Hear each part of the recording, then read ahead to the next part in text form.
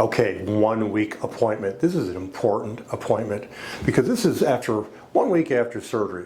Our patient has been at home. Kara hasn't been feeling good. She's been doing a lot of work keeping the laser clean. And now our goal by the end of this appointment is to reassure her, answer any questions, and clean things up so with a little luck, we'll get her out to dinner tonight. Any problems? Just the swelling. Just the swelling. And a little bit of headache, but as far as problems, no. Yeah. Let's take a look. A lot of fluid. Have you found the bumps yet? Morgan showed them to me. We're kind of puffy through here. We're a little puffy back in these areas. Well, I'm going to have you start doing this week. Most people are a little more puckery right here. You're a little puckery back here. We're going to start doing a little light massage.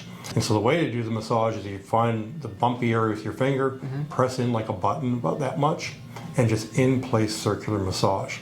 So don't drag, just in place massage. Just kind of put your finger there, in place massage, about that amount.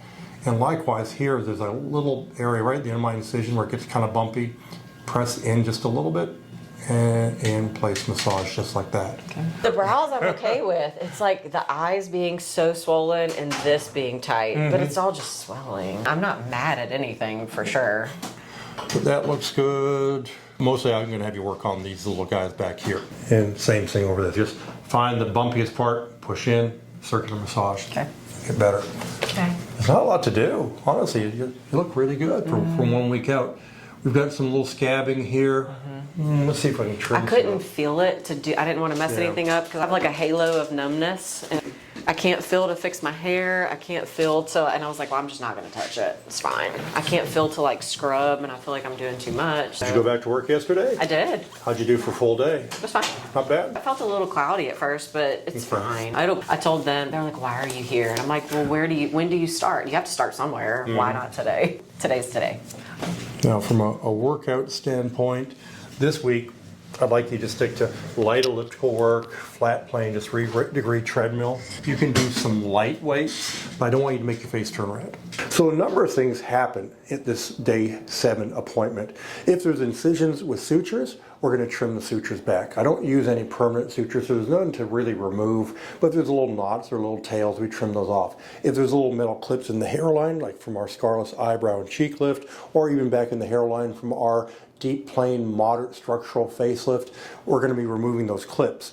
If there's still a little bit of loose skin from our laser, we do a little facial to clean that up, and we're going to end up doing a little bit of makeup too at the end, just to kind of cover up any discoloration or any redness from the laser. If you're up for it, they can do a little makeup for you today if you want to see what that looks like. Because they're actually very adept at covering up any pink or such things.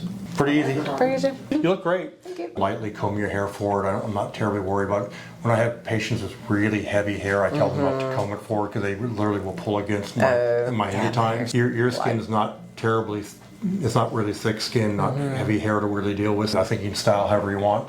If you want to blow dry, you can. Okay. I think any product is fine. Having done this for 25 years, there are certain questions that patients for different procedures always ask about. Anytime we do a brow lift or our Scarless eyebrow and cheek lift, they always notice the little bumps from our fixation device up here. And every time we do a mini tuck, there's always a little question about these little areas right here where the end of the incisions are.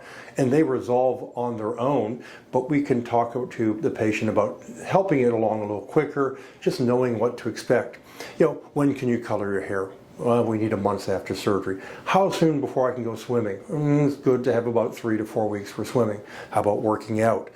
Because we want to get you back to your normal activities. So these are all important questions. We try and anticipate them so that by the time you leave on your day 7 visit, you know where you're going to be. In fact, we actually start covering this way back when in the initial consult and in the pre-op visit too.